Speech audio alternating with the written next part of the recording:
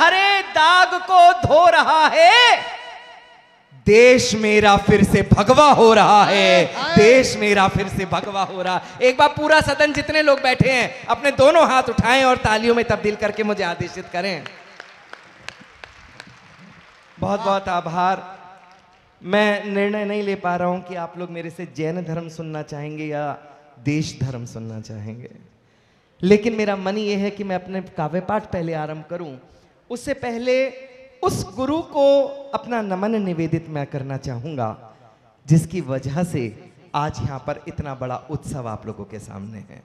मैं एक बात कहना चाहता हूं, गुरुदेव वसुनंदी जी महाराज वर्तमान में वर्धमान की छवि वाले संत हैं। आप उनकी सहजता देखिए, उनके चेहरे की मुस्कान देखिए, उनका वात्सल्य देखिए। इस समय गुरुजी कहीं ना कहीं तपस्या में रत होंगे। आइए नमन मैं मेरे शब्दों से करता हूं, आप नमन अपनी तालियों से करना। विघ्न पड़ना चाहिए तपस्या में और उनको लगना चाहिए कि एक बड़ी संख्या में हम बैठकर वहां तक अपनी बात उनके चरणों में पहुंचा रहे हैं। आइए एक बार सम्मिलित होइए, मैं पंक्तियां देता हूं, सुनना कि पंचम काल विभाग्य पे अपने मन ही मन इतराता है, वृहद हिमालय अपनी गोद में पा हर्षित हो जाता है, चट्टानों पर पांव धरे तो पुष्प वहां खिल जाते हैं, कि चट्टानों पर पांव धरे तो पुष्प वहां खिल जाते हैं, मरुथल में विहार करें तो नीर कुंड मिल जाते हैं, कि मरुथल में विहार करें तो नीर कुंड मिल जाते हैं, चरण धूलि जिनकी पाने को अंबर तक झुक जाता हो, सिद्ध शिला पर बैठे प्रभु से जिनका सीधा नाता हो, वर्तमान के वर्धमान की छवि में जिनमें पाता हूं, ऐसे गुरु श्री वसुनंदी को अपना शीश नवाता हूं, ऐसे गुरु श्री वसुनंदी को अपना शीश नवाता हूं, ऐसे गुरु श्री वसु। बहुत बहुत आभार, बहुत बहुत धन्यवाद। ये लोग जो बीच में खड़े हुए हैं, मैं जानता हूं कि आप सब लोग समिति के लोग हैं। अगर आप लोग आगे आ जाएंगे तो मुझे और अच्छा महसूस होगा। महिलाएं भी अगर थोड़ा सा पास आ जाएं, जो पीछे खाली है ये आगे भी खालीपन महसूस हो रहा है। आप लोग उठ के आगे आएंगे तो मुझे बहुत अच्छा लगेगा। आगे आ जाएं आप लोग।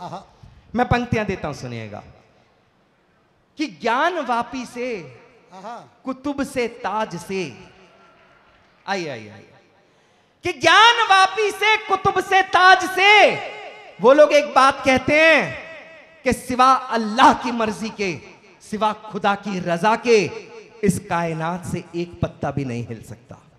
सौरभ सुमन भी ये कहता है कि सिवा अल्लाह की मर्जी के, सिवा खुदा की रजा के एक पत्ता भी नहीं हिल सकता। मैं सिद्ध करता हूं और आप लोगों को लगे कि सौरभ ने सही सिद्ध किया तो मुझे वो वीर देखना है जो इन महावीर के वंशजों में छुपा हुआ है। मैं पंक्तियां पढ़ता हूं, सुनना कि ज्ञान वापी से कुतुब से ताज से अयोध्या खुदी राम निकले, ज्ञान वापी खुदी महादेव निकले, मथुरा खुदी कृष्ण निकले। और ये मेरा दावा है कि जिस दिन कुतुब मीनार खुद गया उस दिन आदिनाथ प्रकट होंगे और पूरा विश्व देखेगा। जिंदाबाद भाई साहब। तब बोलता हूं, और छोड़ो साहब, छोड़ो, क्यों खोदते हो जमीन? अपनी नस्लें खोद लो, वहां भी हमारे पुरखे निकलेंगे। ये आप भी जानते हो, हम भी जानते हैं। मैं एक बड़े दिल की बात कहता हूं, सुनना। किस किस ने देखी है अमर अकबर एंथनी? एक बार हाथ उठा के बताओ। सबने देखी है।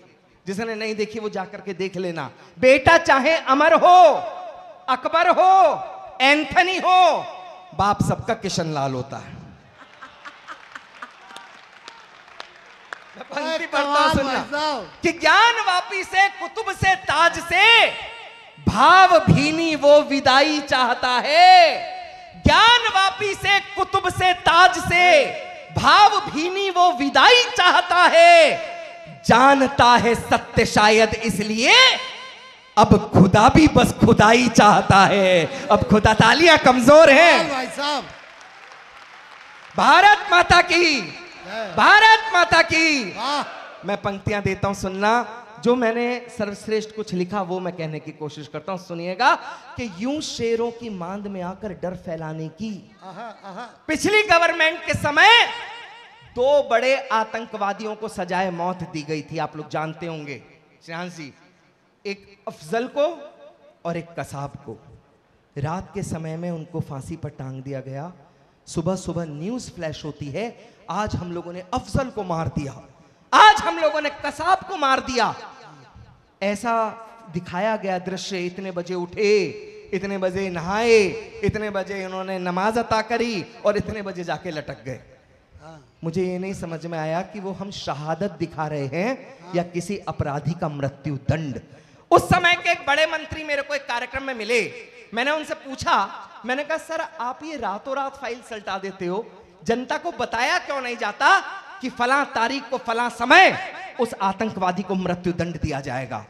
तो उन्होंने कहा कि सौरभ भाई हम नहीं चाहते कि हमारा विरोध हो, हमारे दल का विरोध हो, हम नहीं चाहते कि लोग कैंडल मार्च लेकर निकले। आप विश्वास मानना, अंदर से आह निकली थी कि काश हिंदुस्तान के सिंहासन पर कोई ऐसा शेर आकर के बैठे जो एक बार हिंदुस्तान में दहाड़े तो कलेजे बाहर वालों के कांपने लगे। वो हमने कल नहीं देखा, वो आज देखा। मैं पंक्तियां पढ़ता हूं, सुनना। अगर कलेजे पर हस्ताक्षर हो तो जो हाथ अब तक मौन थे उनकी गर्माहट देखना चाहता हूं, सुनिएगा कि यूं शेरों की मांद में आकर डर फैलाने की गीदड़ की औकात कहां थी आंख दिखाने की। हाय हाय हाय हाय। कि यूं शेरों की अब मैं जितनी मात्र शक्ति इस सदन में है उनके हाथ खुलते हुए महसूस करना चाहता हूं, आपकी तालियां चाहता हूं, सुनना कि यूं शेरों की मांद में आकर डर फैलाने की गीदड़ की औकात कहां थी आंख दिखाने की। यदि अफजल को लाल किले पर हमने टांग दिया होता, किस कसाब में हिम्मत थी फिर भारत आने की। जिंदाबाद भाई साहब। किस कसाबों में हिम्मत थी।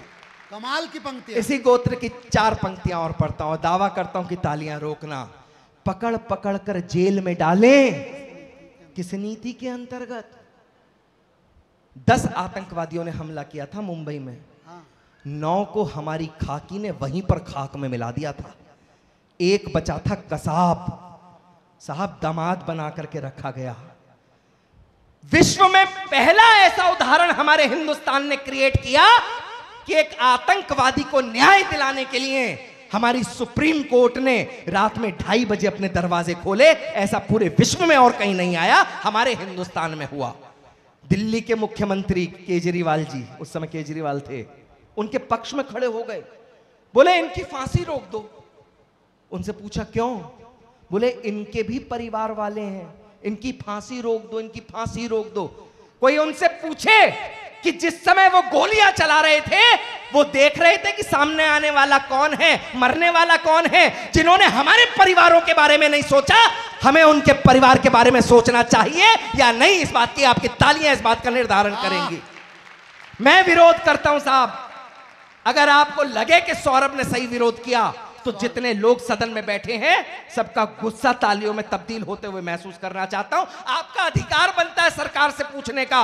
ये वो समाज है जो पॉइंट्स में गिनी जाती है, दशमलव में। जनसंख्या में देखते हैं तो जैन कितने आते हैं, पॉइंट समथिंग, लेकिन इस पूरे के पूरे हिंदुस्तान का 25% टैक्स देने वाली ये जैन समाज है, जिसके मन में ये प्रश्न आना चाहिए। वाह, फांसी रोक दो, फांसी रोक दो। अपनी खांसी तो रुक नहीं रही थी, फांसी रोक दें।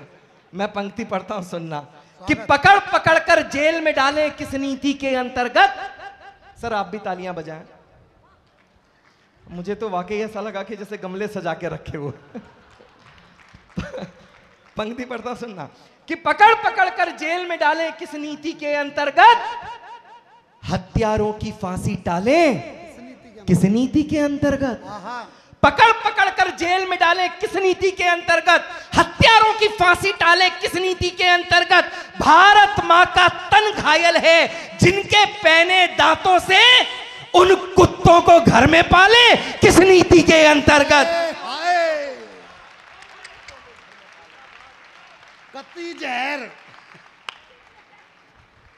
और अब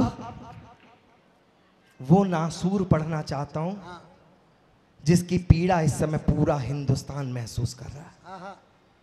आप लोगों ने सबने देखा कि किस तरीके से आज भी घाटी लाल हुई। आप लोगों ने देखा कि 27 आदमियों की हत्याएं पत्नियों के बच्चों के सामने की गई। साहब पूछ पूछ कर, नाम क्या है, हिंदू, गोली। किसी ने कह दिया नहीं मैं तो मुसलमान हूं, साहब कपड़े तक उतरवा करके देखे गए कि हिंदू है या मुसलमान। इस नासूर का इलाज होना चाहिए।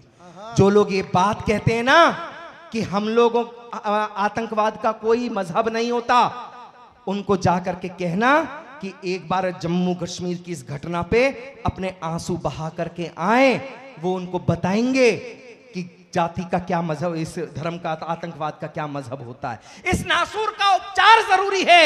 लोग कई बार कहते हैं कि तुम लोग एक पक्ष की कविताएं पढ़ते हो। हेमंत भाई बैठे हैं, मैं आपकी साक्षी में कहता हूं, मैं जानता हूं कि ना आप उस दल से वास्ता रखते हैं ना मैं रखता हूं, लेकिन एक बड़े मन की बात कहता हूं साहब, अगर हम लोग अच्छे लोगों को चुनना शुरू कर दें दलों के स्थान पर, तो हम लोगों का भविष्य कुछ और हो जाएगा। ये हम लोगों ने अपने उत्तर प्रदेश में महसूस किया। भाई वाह। अब मैं करूं क्या? अगर मैं उनके पक्ष में ना लिखूं तो लिखूं क्या?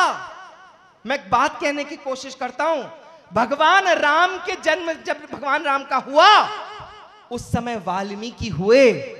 राम ने अच्छा काम किया तो वाल्मीकि को रामायण लिखनी पड़ी। कृष्ण के समय में व्यास हुए, कृष्ण को महाभारत गीता लिखनी पड़ी। चंद्रबरदाई के समय में पृथ्वीराज हुए तो चंद्रबरदाई को पृथ्वीराज रासो लिखना पड़ा। अब मेरी कुंडली में ये मोदी योगी है तो मैं करूं क्या? हाय हाय। मैं 4 पंक्तियां पढ़ता हूं और अब मैं दावा करता हूं साहब, मैंने अपने उत्तर प्रदेश में परिवर्तन देखे हैं। पहले जब हम लोग जाते थे ना टॉकीज में पिक्चर देखने के लिए, और वहां पर राष्ट्रगान बजता था, अपने परिवार के साथ हम लोग खड़े हो जाते थे और नीचे बैठ करके कुछ लोग हमारी खिल्ली उड़ाते थे, देखो देशभक्त खड़ा हो गया, देखो राष्ट्रभक्त खड़ा हो गया। आज हमारा मुख्यमंत्री कहता है कि किसी के बाप में हिम्मत है तो मां भारती का अपमान करके बताए, घरों पर बुलडोजर चढ़ा दिए जाएंगे, लेकिन आपको तमीज सिखा दी जाएगी कि मां का सम्मान कैसे किया जाता है। भाई वाह। ये परिवर्तन हमने महसूस जिंदाबाद। करे। आपको लगे कि अहिंसा के सबसे बड़े मंच से सौरभ ने न्याय की 4 पंक्तियां सही पढ़ी हैं, और आप लोगों को लगे कि वो जो लहू कश्मीर में घाटी में बहा है उसका नासूर का उपचार यही है जो सौरभ ने पढ़ा है, तो एक भी हाथ खाली ना रहे। आपकी गर्माहट महसूस करना चाहता हूं, मैं पंक्तियां पढ़ता हूं, सुनना। कि राष्ट्रभक्ति के पृष्ठों से तुम नाम भले हटवा देना, राष्ट्रभक्ति के पृष्ठों से तुम नाम भले हटवा देना, मेरे जिस्म के टुकड़े चीलों कव्वों को पटवा देना।